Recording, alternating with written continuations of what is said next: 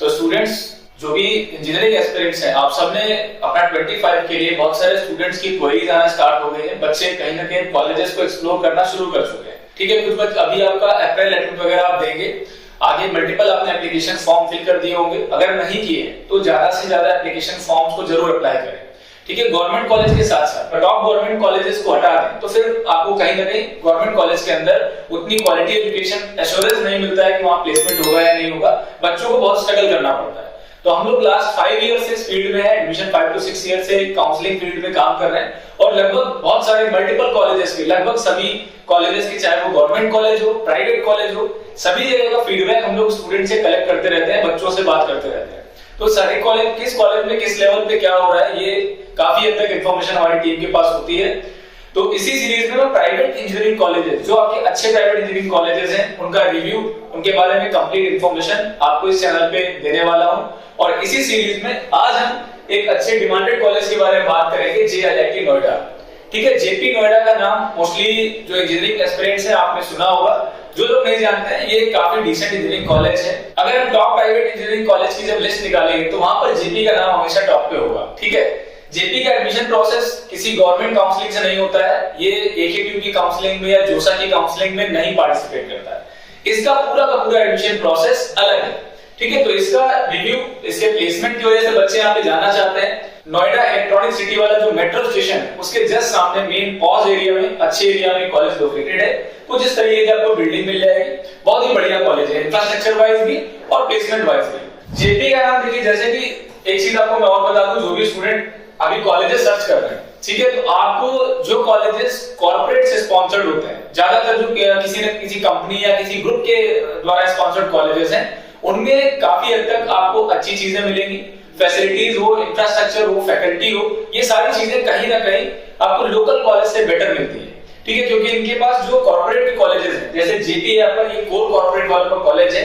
आपने JP cement सुना होगा, JP पावर वालों का शेयर काफी चर्चा में है, JP पावर भी इनका है। ठीक है, सीमेंट एंड कंस्ट्रक्शन वगैरह में है। तो ये बड़ा ग्रुप है, इनके पास रिसोर्सेज हो गए या इंफ्रास्ट्रक्चर हो गया, उसकी कोई कमी नहीं है। और प्लेसमेंट कंपैरेटिवली जो छोटे कॉलेजेस होते हैं या कहीं ना कहीं ऐसे कॉलेज जो कि जिनको सारी चीजें खुद से मैनेज करनी है, जो सेल्फ फंडेड कॉलेज है, ठीक है, या इंडिविजुअल प्राइवेट ऑनरशिप पे जो कॉलेजेस होते हैं, ठीक है, जैसे आप लोकल कॉलेजेस देखते हो, तो उनके मैनेजमेंट को सब कुछ अपने आप से संभालना होता है। फीस, बच्चों से फीस लेनी है, उसी से स्टाफ को सैलरी देनी है, उसी से उनको सारे एक्सपेंसेस मैनेज करने हैं और उसी से कुछ ना कुछ उनको प्रॉफिट भी निकालना होता है। लेकिन ये कॉर्पोरेट वाले कॉलेज हैं, इनके और भी कई टेक्निकल टर्म्स भी होते हैं, टेक्निकल चीजें होती हैं, जिसकी वजह से ये लोग, इनका कॉर्पोरेट सोशल रिस्पांसिबिलिटी भी होती है। एक कॉर्पोरेट में CSR चलता है, जिसमें जो कंपनियां कंट्री में रह के प्रॉफिट कमा रही हैं, उनको सोसाइटी के लिए भी कुछ गिव अवे करना होता है, सोसाइटी को भी कुछ देना होता है। इस वजह से भी कई बड़े ग्रुप इंस्टीट्यूशंस को स्टार्ट करते हैं। ठीक है, तो ये इस बारे में और हम लोग आगे बात करते रहेंगे।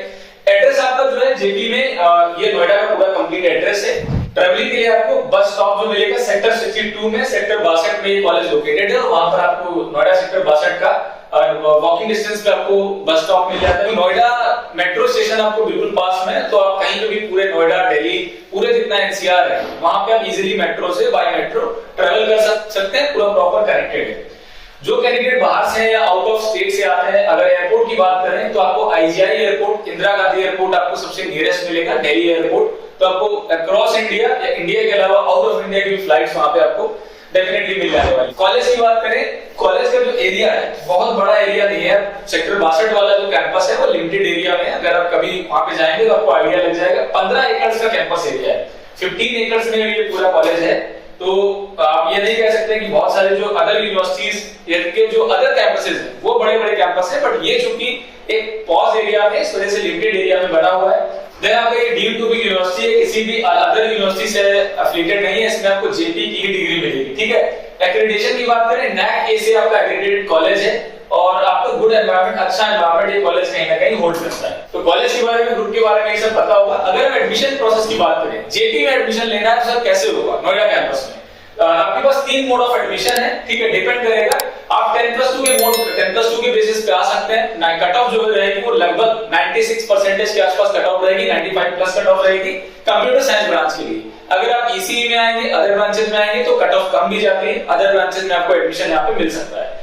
जेईई मेन से भी एडमिशन लेते हैं, अलग से इनका सेपरेट अलग से एप्लीकेशन फॉर्म आएगा। जैसे ही एप्लीकेशन की डेट्स अनाउंस होगी हम लोग चैनल पे वीडियो आपको डाल देंगे, तो चैनल को सब्सक्राइब कर लेना, जुड़े रहना, आपको अपडेट्स यहाँ पे मिल जाएंगी।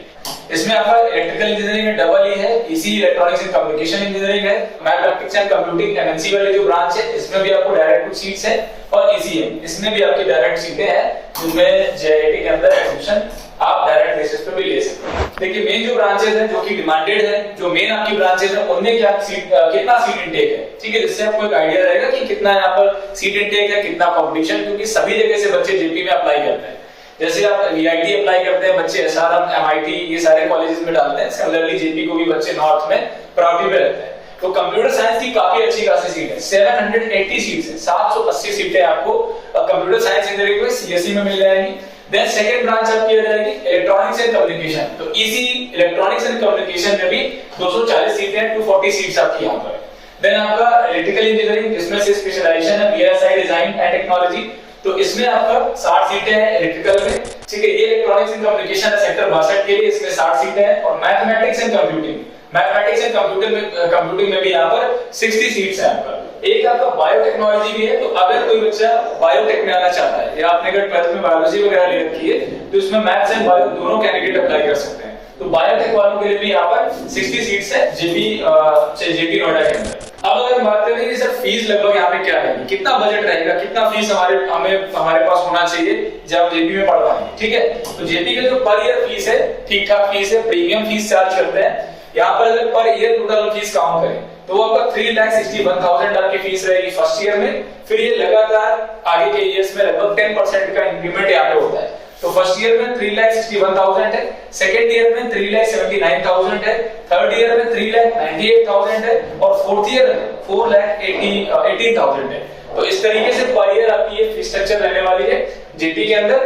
प्लस ये आपका नॉन हॉस्टल है, हॉस्टल आपको अलग से पे करना होगा जो कि 1.5 लाख रुपीस पर एनम आपका यहाँ पे रहने वाला है। नेक्स्ट अगर हम बात करें कुछ प्लेसमेंट का, अगर तो प्लेसमेंट का पूरा डेटा इनकी वेबसाइट पे है, ठीक है। लेकिन जो मेन आपके लिए पैकेजेस मैं बता दूं, 25 में जो हाईएस्ट पैकेज रहा है डोमेस्टिक में 62 लाख का हाईएस्ट पैकेज डोमेस्टिक लेवल पे रहा है। इंडिया के बच्चे जो इंडिया में बच्चे को प्लेसमेंट मिला है वो 62 लाख रुपए का मिला है, ठीक है। इसके अलावा जो हाईएस्ट इंटरनेशनल पैकेज है 1.15 करोड़, 1,15,00,000 का इंटरनेशनल पैकेज रहा है, ठीक है। आपको कई यूनिवर्सिटीज हैं जिनका करोड़ों में पैकेज रहता है, लेकिन वो कई या तो पुराने पैकेज होते हैं या एलुमनाई के पैकेज होते हैं, ठीक है। पंजाब रीजन में एक दो, पंजाब चंडीगढ़ रीजन में एक दो यूनिवर्सिटीज हैं, आप लोग समझ जाएंगे। तो ये 1.5 करोड़ का, लगभग 1.15 करोड़ का इंटरनेशनल पैकेज है। इंटरनेशनल पैकेज में कुछ अमाउंट आपका डिडक्शन होता है, टैक्सेस करते हैं, तो वो पैसा फिर कहीं ना कहीं अमाउंट कम हो जाता है, बट ये लगभग पैकेज है। एवरेज पैकेज की बात करें इनके अकॉर्डिंग 11 लाख रुपए, बट आप एक स्टूडेंट के हिसाब से अगर बात की जाए तो 9 to 10 लाख का एवरेज पैकेज फिर भी आप कंसीडर कर सकते हैं। कम से कम 10 लाख रुपए का पैकेज यहाँ पे एवरेज रहने वाला है, ठीक है। मीडियम पैकेज की बात करें, सर मीडियम रेंज में पैकेज जो है वो 7.6 लाख, अराउंड 7.6 लाख या 8 लाख के आसपास आपका यहाँ पर मीडियम पैकेज रहने वाला है। ये आपका एवरेज पैकेज और प्लेसमेंट के रिगार्डिंग आपकी इन्फॉर्मेशन है। आप स्क्रीन पे कट ऑफ देख सकते हैं, यहाँ पर आपको एक तरफ 10+2 का कट ऑफ दिया गया है, और एक साथ ही साथ आपको जेईई मेंस के बेसिस पे, जेईई मेन की काउंसलिंग में जो इनका कट ऑफ रहा है जेईई मेन के स्कोर से, तो वो भी कट ऑफ आपका स्क्रीन पे मेंशन है, ठीक है। सेक्टर 62 में जो कैंपस है उसका क्या कट ऑफ है, और इधर आपका 128 का भी कट ऑफ आप देख सकते हैं। रेस्ट आपका कोई भी एडमिशन या काउंसलिंग के रिगार्डिंग, एडमिशन रिलेटेड आपकी इंक्वायरी है किसी भी कॉलेज के लिए, तो आप हमारी काउंसलिंग टीम के साथ फ्री ऑफ कॉस्ट एक अपना सेशन बुक कर सकते हैं, जिसके अभी के लिए कोई चार्जेस नहीं है। और डिफरेंट कॉलेज के रिगार्डिंग जो भी आपकी क्वेरीज है वो आप काउंसलिंग टीम से डिस्कस कर सकते हैं, वो आपको मैक्सिमम इंफॉर्मेशन देने की पूरी कोशिश करेंगे। And thank you so much, keep watching, stay connected.